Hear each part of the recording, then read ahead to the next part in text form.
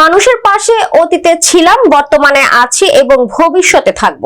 আমাদের পরিবারটি সব সময় অসহায় ছেলে মেয়েদের পাশে থাকেন।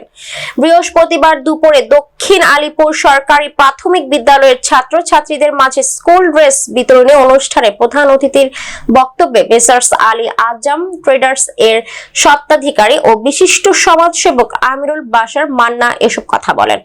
এ সময় উপস্থিত ছিলেন স্কুলের প্রধান শিক্ষক তাজউদ্দিন, স্কুলের শিক্ষিকা সোনিয়া মুশতারি, শামিমা আফরোজ লিমা, রেহেনা সুলতানা মনি, নাহিদা সুলতানা, জিতু সাহা, ফাতেমা সুলতানা, বিশিষ্ট সমাজসেবক ওমর ফারুক খোকন, মঞ্জু, মিজি খোকন, মামুন সহ অনেকেই। সরকারি প্রাথমিক বিদ্যালয় আয়োজিত আজকের এই স্কুল ড্রেসে উপস্থিত সাংবাদিক ভাইয়েরা এবং উপস্থিত এলাকার গণ্যমান্য লোক এবং আমার স্কুল ছাত্রছাত্রী ভাই বোনেরা, সবাইকে আমি আমার ব্যক্তিগত পক্ষ থেকে, আমার দোকানের পক্ষ থেকে, মেসার্স আলী আজম ট্রেডার্সের পক্ষ থেকে আপনাদেরকে জানাই সালাম ও শুভেচ্ছা।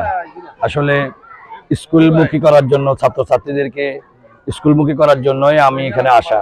আমাদের এই এলাকাতে অনেক স্কুল আছে, ছাত্ররা স্কুলে আসে না।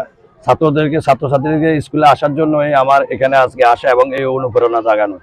যারা নিরীহ ছাত্রছাত্রী আছে, যাদের দুবেলা দুমুঠো খেতে খাওয়া দাওয়া করতে পারতেছে না, তাদেরকে এবং আমি স্কুলের প্রধান শিক্ষকের সাথে যোগাযোগ করে এদেরকে স্কুল ড্রেস এবং জুতা বিতরণ করেছি।